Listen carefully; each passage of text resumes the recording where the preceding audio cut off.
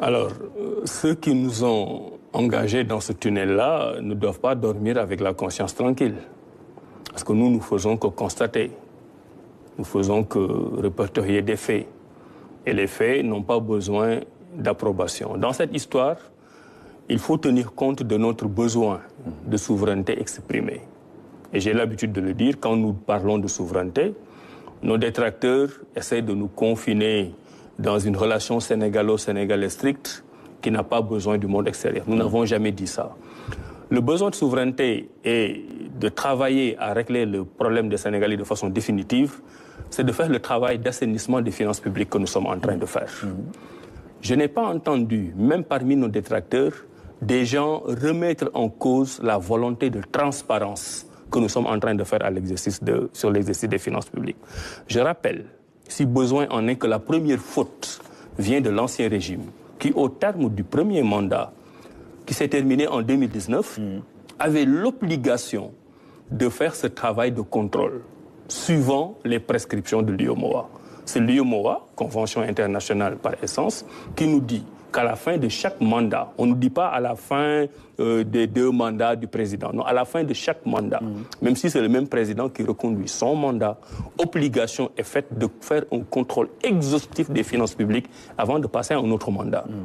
Cela n'avait pas été fait en 2019. Si cela avait été fait en 2019, cela n'aurait pas apparu aux Sénégalais tellement inédit au point de susciter un débat.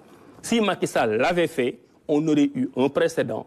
Et on se serait rendu compte, chose extrêmement importante, que les validations annuelles faites par la Cour des comptes ne sont pas le même exercice que la validation quinquennale faite après un mandat. C'est comme un élève qui fait la seconde, qui a une moyenne, on fait un contrôle général. Il fait la première, il a la moyenne, on fait un contrôle général. En terminale, il fait sa composition, il a une moyenne générale. Ça ne l'empêche pas, à la fin de ce cycle-là, de faire l'examen du bac pour évaluer globalement ses performances. Parce que nous entendons souvent dire, mais comment cette Cour des comptes, qui a validé 2020, 2021, 2022 annuellement, peut remettre en cause ses évaluations à la fin du mandat? Ce n'est pas le même exercice, ce n'est pas le même contenu, ce n'est pas le même travail, ce n'est pas de la même nature. Donc on peut concevoir que les évaluations annuelles ne reflètent pas forcément l'évaluation globale. Un élève peut avoir une bonne moyenne en première, en seconde, en terminale et ne pas réussir le bac. Donc la première faute, c'est de la responsabilité de l'ancien régime qui, malgré avec ses obligations internationales, n'a pas fait le travail. Donc nous, quand nous sommes venus, on l'a fait. Et on mérite d'être félicité pour ça. On ne l'a pas fait, non pas parce qu'on veut faire de la chasse aux sorcières, mais parce que c'est une obligation internationale, parce que aussi, pour travailler à prendre en charge les intérêts des Sénégalais, nous devons savoir où est-ce qu'on met les pieds. D'accord, mais il y a un deuxième argument j'y arrive. Qui est dans la violation, disent-ils, du principe du contradictoire. Non, mais le principe, ceux qui le disent n'ont pas lu le rapport. Ou bien, bon, ils sont dans la politique politicienne. Mais dans le rapport, parce que là, on nous parle des autorités politiques. Mais moi, dans le rapport que j'ai lu, à chaque fois qu'il ait eu besoin de poser des questions à des membres de l'administration pour avoir leur version des faits, cette version des faits a été donnée, y compris pour des acteurs privés comme les banques, qu'on a été voir pour qu'elles donnent leur version des faits. Donc, le principe du contradictoire a été respecté. Le principe de faire cette reddition des comptes a été accepté. Mais après, qu'est-ce qu'ils sont venus nous dire ? Le rapport que vous avez fait vous-même en tant qu'État, en tant qu'administration, à travers l'inspection générale des finances, ne vous engage qu'à vous. Pendant plus de 3 mois, Omar, tout le débat, c'était attendons ce que la Cour des comptes va dire. Et finalement, quand la Cour des comptes dit, ceux qui nous disaient, oui, nous, on attend la Cour des comptes parce qu'elle est crédible, nous dit non, cette Cour des comptes n'est plus crédible. Ce sont les institutions, quand même, du Sénégal. Et cette Cour des comptes-là, qui a publié le rapport en ne tenant pas compte des desiderata du régime en place, a fait le travail qu'il a fait. Maintenant, dans ce travail-là, il y a des choses factuelles.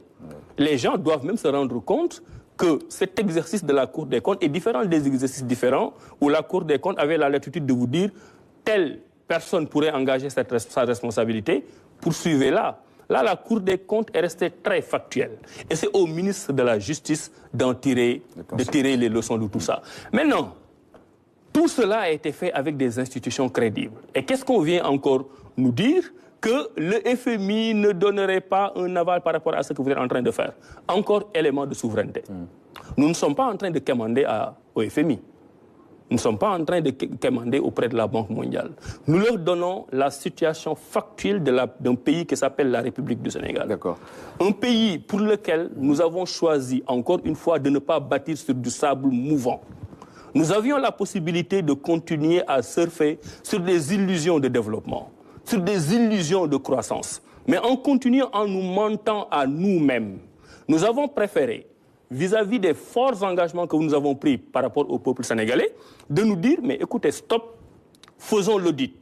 Le risque, et nous sommes en train de le vivre, le risque, c'est une détérioration de l'image du Sénégal. Nous avons pris ce risque.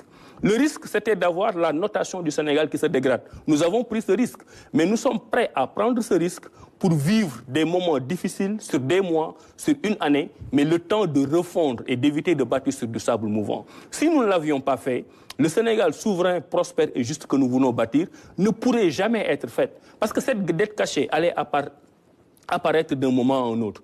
Donc nous avons fait le choix, à la limite sacrificielle, de refonder le Sénégal, de repartir sur de nouvelles bases, de repartir avec une économie réelle qui reflète la situation du Sénégal, de ne pas vivre au-dessus de nos moyens. Oui, de souffrir quelques mois, oui, acceptons de souffrir pendant une année, mais avec les nouvelles refondations, nous pourrons aller à la souveraineté alimentaire, nous pouvons aller à une surproduction en matière de gaz et de pétrole, nous pouvons aller à un meilleur enseignement supérieur parce que nous avons les fondements solides.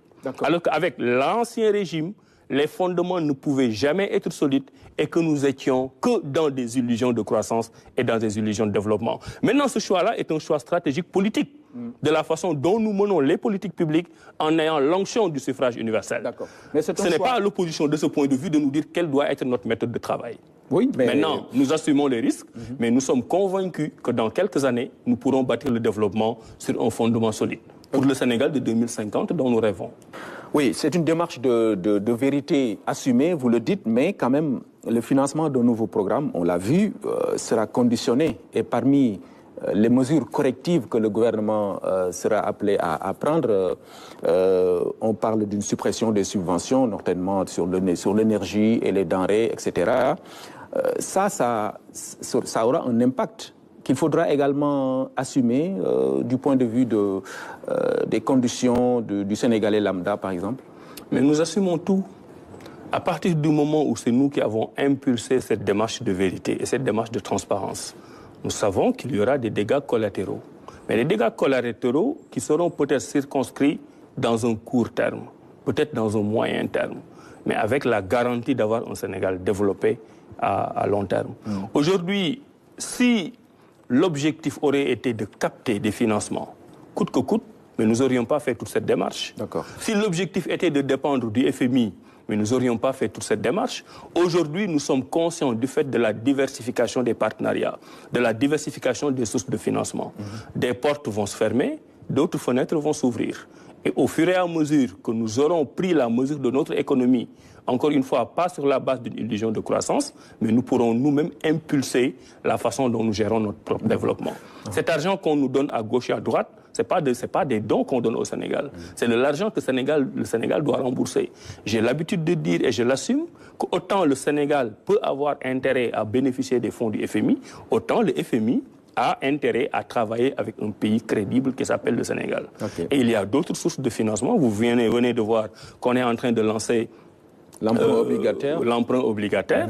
Mais c'est une façon d'amener les Sénégalais qui n'ont pas forcément la culture de l'épargne à garder encore un peu plus un surplus d'argent pour participer au développement de leur pays. C'est balbutiant, ça débute, mais ça donnera les résultats escomptés. Nous attendons énormément et beaucoup du secteur privé qui, de plus en plus, va gérer les marchés public de l'État dans la dimension de ses compétences. Et ce secteur privé-là qui va gagner de l'argent des marchés publics va réinjecter. Donc il y a plusieurs sources de financement. La source de financement du FMI en est un. Le FMI reste un partenaire majeur, fiable. Nous travaillons avec eux, mais sur la base de notre propre souveraineté. Et je suis sûr, en entendant M. Gemayel parler, que des solutions vont être trouvées pour que le Sénégal continue à être un partenaire.